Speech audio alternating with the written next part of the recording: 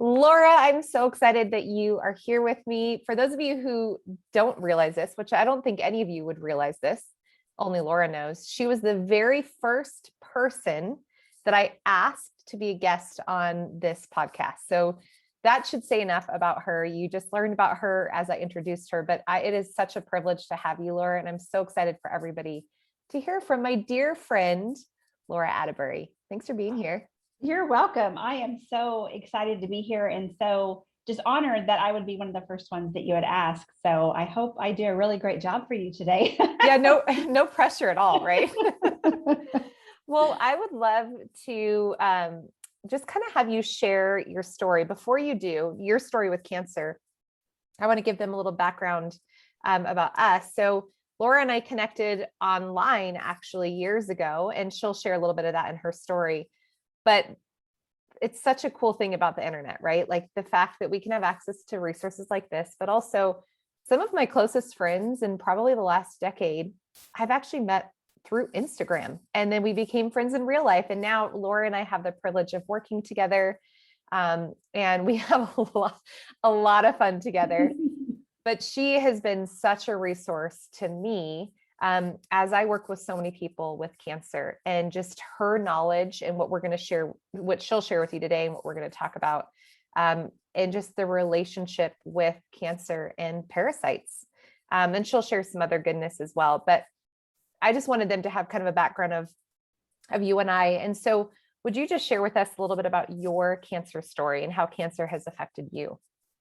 Yeah. So, God turns ashes into beauty, and meeting you is one of those beautiful things that I got out of tragedy. But what even brought me to where I'm at today, doing what I do today, is because my younger brother was diagnosed with lymphoblastic leukemia at age 29. And he'd had a young family, young daughter, newly married. And he was diagnosed in April of 2008, and we lost him in October. So just 6 months later. And that is really when I just started to question things. I just watched what he went through, listened to the advice that they gave him, and just saw how hard it was on him. And I just started to ask questions. And at the same time, I was going through my own health issues, and I wasn't getting answers from doctors. And I knew I didn't feel good, but they told me I was fine. My blood work was fine. But they kept trying to put me on prescriptions, which didn't make sense. So my own health issues, and then watching what my brother went through and hearing the advice that they told him, like don't eat fruits or vegetables. Or another one was have a chocolate milkshake at every meal. Oh That my legit gosh. was one of the things they told him to do. And just seeing what the struggle that he went through, I thought, how could I have helped him? How could I have supported him? What could we have done differently to actually support his immune system? Because what I saw, what they were doing was killing his immune system. So all of that just brought me, it was probably the worst time in my life, rock bottom. That tanked my health. And then I just started to look for solutions. And I think when you start looking for wisdom and guidance, God brings it to you. And I came across, I don't even remember what it was that you posted, but I had saw that Kicker had thrived through the same cancer that I lost my brother to. Well, one of my goals was I never want another person to lose their brother to cancer. And so I saw what you did was successful, and I knew I wanted to jump on whatever train you were on. So here we are today. Oh, I love that so much. It brings tears to my eyes. Like how beautiful, right? Like you said, God will turn beauty from ashes and use our stories if we're willing, right? If we're Yes. open. And I love your comment about if we're open to looking for wisdom and we're open to looking into other options and questioning. Can you share a little bit about actually what you were doing in your previous life and working in the medical field? Because you were really heavily involved in conventional medicine and actually with cancer, right? Yes.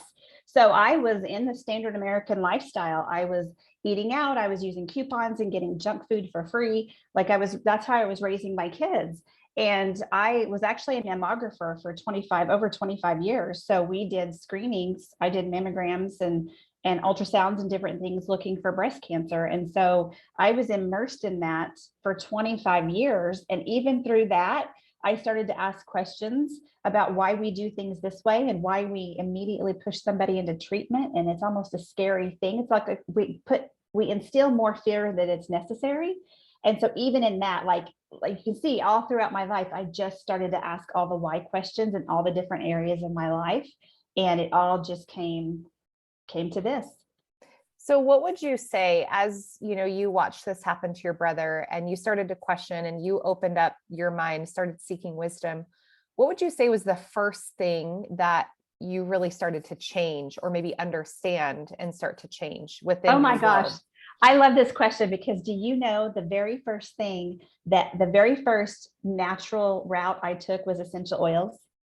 It was It before you was. even, oh my gosh, I Before didn't know you, that. I was already using essential oils before we met. So in my desperation, I reached out to a friend who had 10 kids, and I knew she foraged in the forest, and I knew she was natural minded. Like she was like a weirdo, right? Like I was like, oh my gosh, 10 kids and she eats weeds. She's a weirdo. But in my time of need, I thought, who can I go to? And she's who I thought of.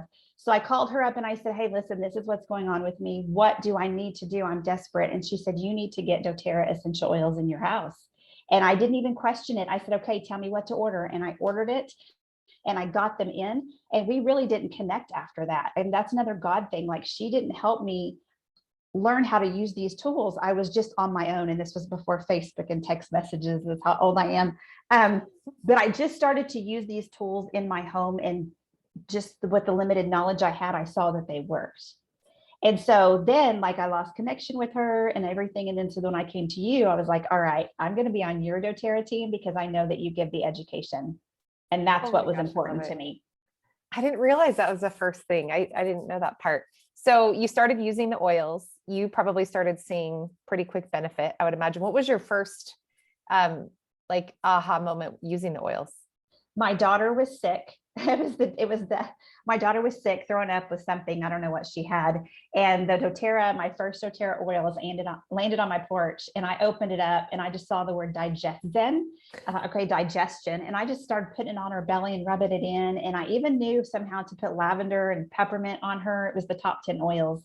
I don't know. I was just kind of grabbing everything, and it worked. It worked. Oh, I love it. She got better. Her fever went down. She quit throwing up. Her stomach was settled enough to where she could eat. And I was like, whoa, what is in these brown bottles? That is awesome. What is this magic potion? Yes. Okay, so now, and we know that, so you started with oils. You decided to go back to school. So tell us a little bit about that decision, and then what you're doing now from what you've learned. So you've stepped into this natural wellness world, opened that box of oils, and then next step was what? So as I said, I was in my own health was just struggling. And so I asked myself a question. I remember this day very clearly. I said, what are my options?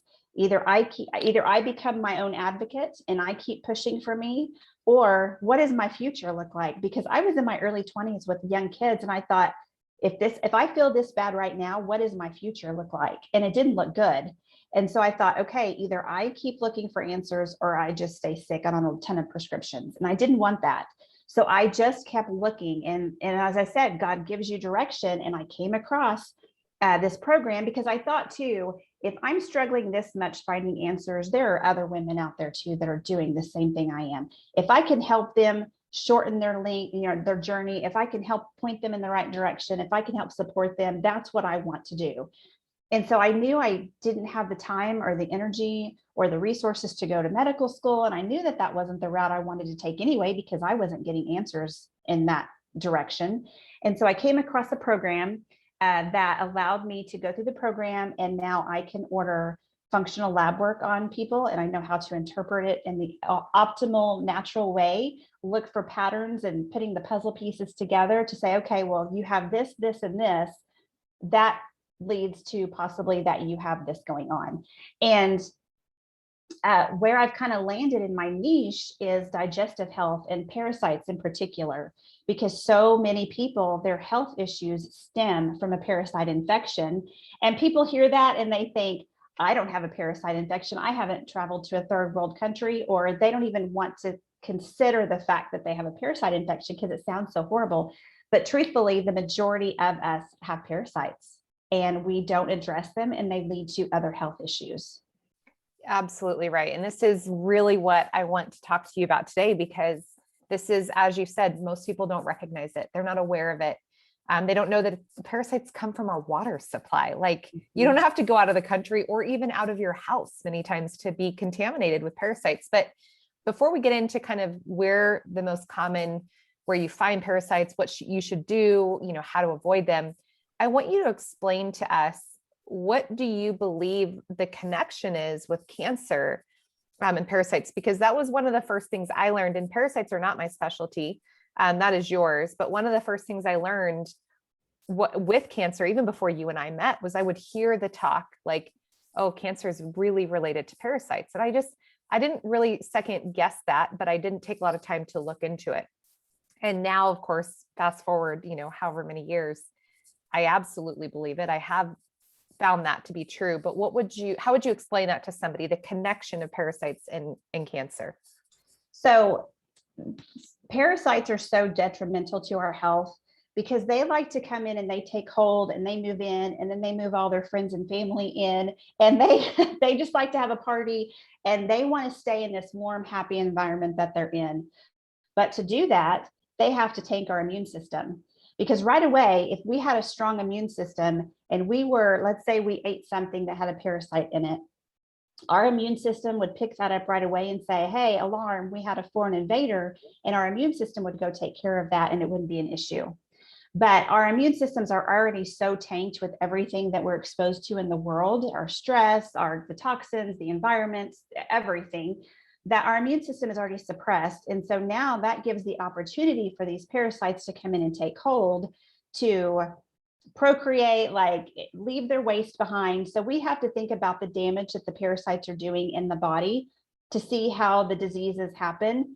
And it's a progression. So you have like aches and pains or bad digestion or this, that, and the other. And if you don't address the root cause, then eventually it gets to the really sad, scary stuff like cancer. So you get these parasites. One, they steal your nutrients. They need to be fed. So you could be eating a healthy diet, but the parasites are actually taking your food, and that leaves you malnourished, tired, and weak.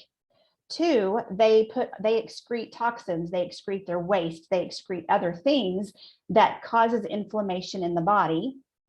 That waste feeds other bacteria, which makes other bacteria infections grow. And then we have to think about that parasites don't just stay in the intestinal tract. They can be found throughout the entire body. Every system, every nook and cranny, every organ, even the brain, parasites can be found in. And so you've got to think of them traveling throughout the body and the damage that they're doing. So they will attach to your intestinal wall, and then they'll unattach, and then they'll go attach somewhere else, and then they'll leave, or they'll burrow through your liver, or they'll burrow through your intestines to get to another area. All this is leaving damage behind that the body now has to come back and fix and repair. Well, part of that repair process is cell division, right? So you've had this damaged part of your intestinal wall from where the parasite was. The immune system knows to come in there, and your cells replicate to repair, to get rid of that area of damage. Well, anytime you're doing cell replication, that leaves a lot of opportunity for those cells to go rogue. So if your immune system is tanked, if you have a lot of toxins in your body, especially from their waste, think about it like a clear glass of water or a muddy glass of water. You're not going to heal in a muddy glass of water. So parasites leave you behind a muddy glass of water, and then your body is trying to repair that. So again, that leaves a lot of opportunities for cell replication to go bad. And when cells don't replicate like they should, when they go rogue or they don't die, they turn into cancer cells. And so that's how parasites are connected. And again, they suppress your immune system, they cause inflammation, they cause cortisol to go high, they're stealing your nutrients. This is all of the damage that they're doing. And if that continues to be allowed to continue, then you're going to head down the path towards cancer. What you said is so important for people to understand, is you basically just helped explain the fact that cancer isn't the problem. It's the terrain. Mm-hmm. It's the environment in your body that's causing the cancer to grow or the cancer to pop up. But the way conventional medicine approaches this is they look at and they say, oops, you have a spot or you have a cancer cell. Let's attack it. Let's poison it. Like you watched your brother walk through, bring you almost to the point of death. and then try to bring you back again. When the whole time we didn't look at the terrain, the muddy glass of water that is happening.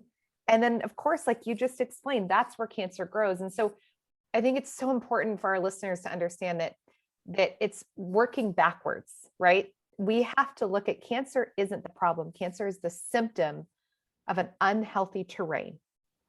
And so what do we need to do to fix it? We need to fix the terrain. And so with parasites, this is so important to understand.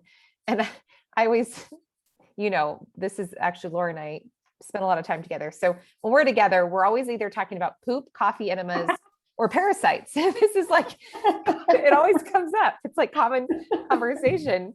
So a lot of people we are a lot of fun. Let me tell you, we're a lot of fun. We could do a whole episode on like all of our fun stories, but we'll save that for later. But one of the things I think that come to people's minds when you say parasites is, of course, they're terrified to think that's true. But I think it's because we think a parasite is like a 10-inch tapeworm, and that's actually not always true. Yes, that's possible, but not for most of us. So you're not going to necessarily poop out a 10-inch worm, right? Parasites come in all different forms, correct? Yes. And most of them are microscopic. You wouldn't see them anyway.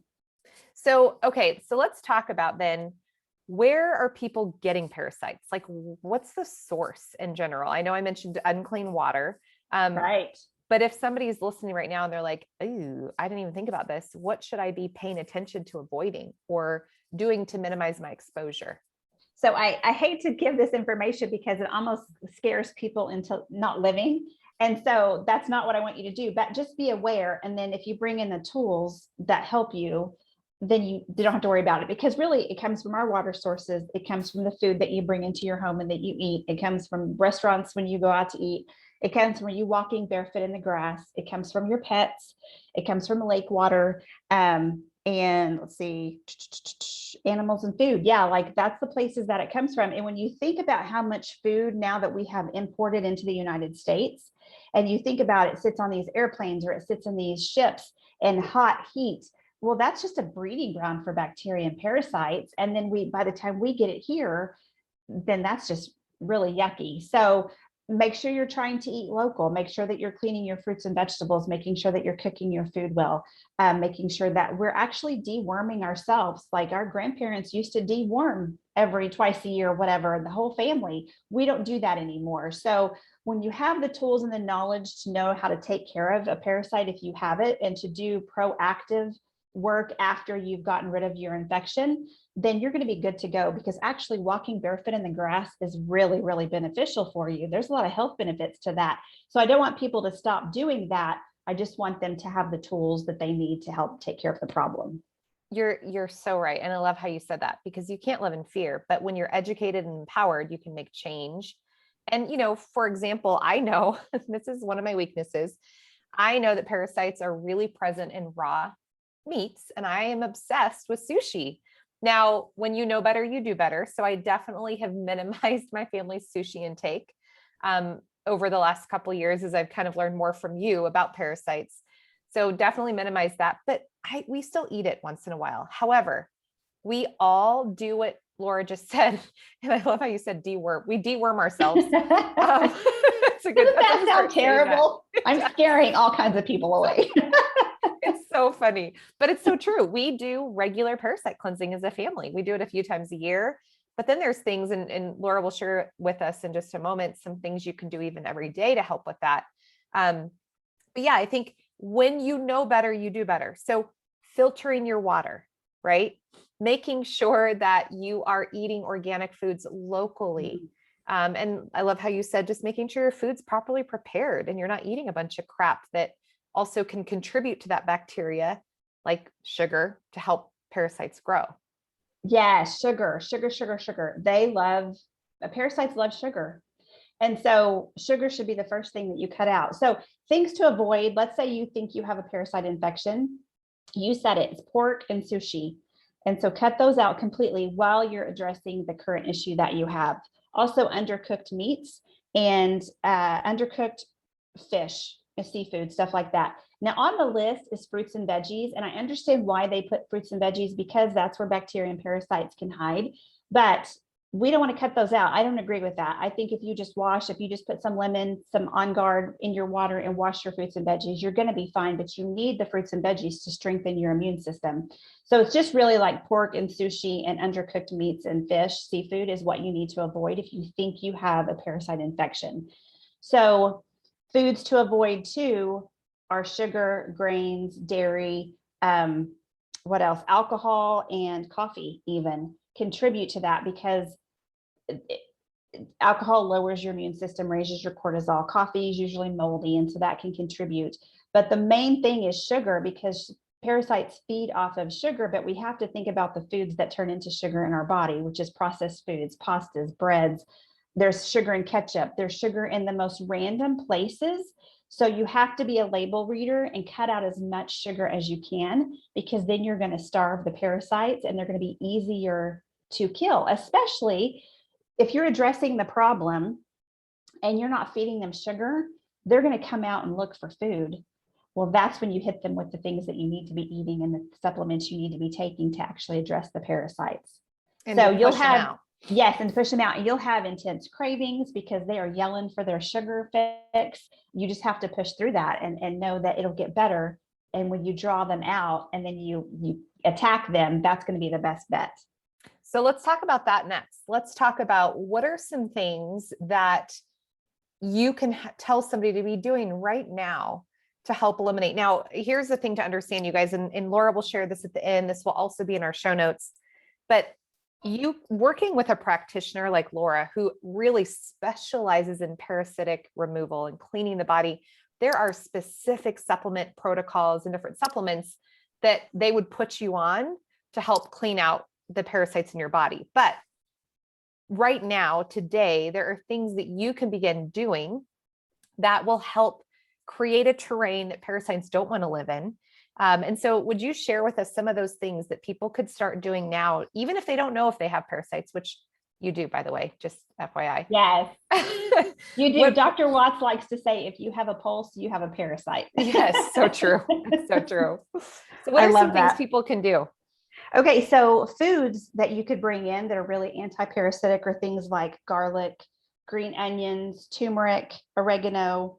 Apple cider vinegar is really good. Coconut oil is a really great anti-parasitic food. And then pumpkin seeds. So things like that, just really whole, real food. They don't like that so much. They'll take it and steal it from you. So you need to be eating more.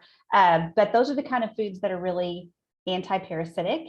And then things like lowering your stress and removing the toxic products that you're using. Because like I said, your immune system is suppressed. So you need to take away the things that you can that are suppressing your immune system. So if you know that you're using a toxic deodorant, just switching that out for a natural product takes some of that burden off of the body. So this is what I like to say. I love to say that our immune system is like a fire station. And let's say the fire station has 3 fire trucks. If you have a bunch of different fires going on, let's say you have a parasitic infection, let's say that you have toxins that your body's trying to get rid of, and let's say that your body's fighting off a cold, then that's all 3 of your fire trucks going out to put out fires in your body. Well, now, if there's another fire, that fire is left to burn because there's no immune system left for it. There's no fire truck left to go there. So taking the straws off the camel's back is leaving more resources for your immune system and your body to address the parasites. So anything that you can do to strengthen your immune system, to make sure you're getting better sleep, make sure you're reducing your stress, making sure you're drinking plenty of clean water, making sure you're getting nutrients and electrolytes, all of that stuff matters to address parasites. That's so good. And those are simple things. Those are things we could do right now. People can immediately implement those foods, hydration, removing toxins. So I love how simple you made that sound, because I say this often, but so many times we overcomplicate things, right? And there's simple things you can do right now to help minimize that. Let me ask you, this is one of the most devastating parts of childhood cancer treatment. And I don't think it's just in childhood cancer treatment. In fact, it isn't even just isolated to cancer, but antibiotics are something that is recommended as a regular protocol. In fact, for Kicker's treatment, they wanted him to take antibiotics every week for 3.5 years as a preventative. Now, I knew better, and so we didn't do that. That we didn't tell our team that at the time because we knew that they wouldn't agree with that decision. We were supporting his body naturally with our natural practitioners.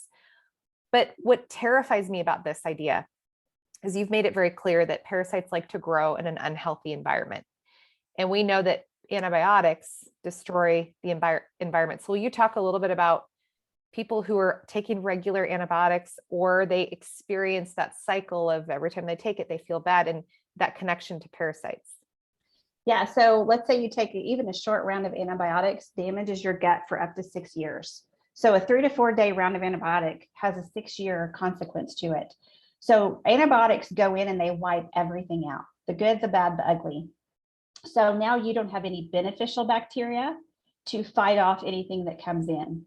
So ideally, we should have a really strong stomach acid, and then we should have a really healthy microbiome or beneficial bacteria, because the beneficial bacteria take out the bad bacteria. They crowd it out. They don't leave room for it. But what happens whenever you take a round of antibiotics and you wipe out the good and the bad, then there's no good. And so you quit taking the antibiotics, but now the bad flourish or more bad come in, and there's nothing good there to fight it off with. And so, I mean, then you're opening yourself up to parasitic infections because you've kissed your dog, or you went and ate sushi, or whatever, you swam in the lake. Like, you're opening yourself up every single round of antibiotics that you take, and it's just destroying so much. Well, and then you add that to somebody going through cancer treatment, and we know chemotherapy does the same thing at just a much higher level. Of chemotherapy can't discriminate against healthy cells and unhealthy cells. And so because it's a cytotoxic poison, it destroys everything, again, contributing to the burden of an unhealthy terrain. And now that we know that there's such a direct connection between cancer and parasites, and neither Laura or I are saying, by the way, that your cancer is caused by parasites. There's a million things that contribute to cancer becoming an issue. But because we know of the connection, walking into a diagnosis or walking through a diagnosis and not addressing this, but you're getting hit with antibiotics and chemotherapy, it's going to just contribute to parasites being able to grow and duplicate and really take over. Well, and two, something that's interesting about parasites is they love to run around in gangs. So they grab up heavy metals, lime, mold, all of these horrible things that are really bad for our health. These parasites can carry their weight in those things. So, people want to go after a heavy metal cleanse. They think heavy metals can contribute to cancer, and they can. And so they want to do a heavy metal cleanse. But if you don't do it the right way and you're just pulling these heavy metals out, it causes a lot of damage. You have to address the parasites that are carrying the heavy metals or the mold or the whatever. You have to address it in the right order. So like you said earlier, it really is important to work with a practitioner who can walk you through the steps, because you can't just jump into killing off parasites. Totally. Because there's things like coffee enemas and opening your drainage pathways that are going to be helpful. Now, you said something really interesting about the heavy metals, and coming back to the idea of cancer. We know the liver is so important to support through cancer treatment, right? It's one of our most important detox organs. And we also know the liver enzymes are generally very high during cancer treatment from the toxic drugs that are being used, but also from the die-off of the dead cancer cells. How many times have you seen somebody actively going through cancer treatment or on some kind of medication, having high liver enzymes, and just helping cleanse them of parasites, doing nothing else? Do you see their liver enzymes come down? Is that something you see often? Yes. Well, and you and I have a friend that just happened to basically too. Her liver enzymes are really high. And when we started to address the parasites, her liver enzymes went down. And so, that's another reason why you have to be really careful when you go into a doctor and you're looking at your blood work and they say, hey, your cholesterol is high. I'm just going to put you on this pill to lower your cholesterol. Well, did you know parasites have a part in cholesterol? Like, you have to forcing down your cholesterol. The cholesterol is a reparative mechanism by the body from the damage that the parasites are doing. Or, you know, like your inflammation is really sharp and it cuts up your vessels and your veins and all of your organs. And then plaque is the reparative mechanism that the body uses to repair those tears and those scrapes and those scratches. So you have to figure out why your body is having these reactions or these high blood markers, and not just lower the cholesterol. Because then if you lower the cholesterol and now your body doesn't have the band-aid it needs to go repair your vessels, what happens next? Yeah, Like there's always, right, there's always something else, and you just have to keep asking questions and keep digging deeper. And I think you hit it spot on. Something like cancer is not just it's not a one size fits all. It is a collective amount of treatments and even practitioners and different nutrients and detox methods to help heal the terrain of the body. And it can be complicated. It can be complex, right? And so I want you to share in just a moment how people can get a hold of you. But before I do, if you were to give somebody, I don't know, say 3 things that right now, just to sum all of this up, that they could start to help minimize the impact of parasites on their body, what are 3 things that they could do right now? Oh gosh, let me try to cut this down to 3. I know. It's full, and you can do 5. I won't be mad. They won't either. And these are simple things. These are simple things. People don't realize that the simple things that we tell people every day to do have such a big, huge impact on your health. They want the magic pill. We all want the magic pill. If there was a magic pill, I would take it, but there's not. So we have to do these things that support the body. So first thing I would do was to cut out sugar as much as possible. You don't want to feed the parasites. Number 2, reduce your stress. Number 3, support your liver. And this is going to be simple things like castor oil packs across your liver, coffee enemas when you're ready for that step. Really digestion. If you are not going to the bathroom 2 to 3 times a day, then you're not healthy. And so you have to open up those detox pathways. Well, I'm getting off track now, but no, go ahead. Well, I was just saying digestion is so important, because let's say that we're ready to start attacking these and killing off these parasites. They get mad. They're mad that you're trying to evict them from their home. And so they excrete even more toxins than they do if they're alive. So they're excreting these toxins. Your body is taking it and trying to keep up with it and filtering it through your liver to be ready for excretion. But if your liver is congested, and then if you're not going to the bathroom, it actually makes those toxins more dangerous. So let's say that your immune system brings your toxins into your liver in this wrapped gift. And the liver's job is to unwrap that wrapping and to expose the toxins to then dump into your colon to be excreted. Well, if your liver's backed up and if your colon is backed up, then those exposed toxins are sitting there waiting to be excreted. And what happens is they're reabsorbed through the intestinal walls into the bloodstream in an exposed form. So that's actually called retoxifying, and it's actually more dangerous. So number 1 thing to do is we can't just go straight for killing off the parasites. We've got to open up the drainage pathways. We have to support the immune system, and we have to give the body nutrients, because we're fixing to ask it to do this huge job, and it needs more nutrients that you have on board right now. It needs rest and support. It needs drainage pathways opened, and it needs a strong immune system.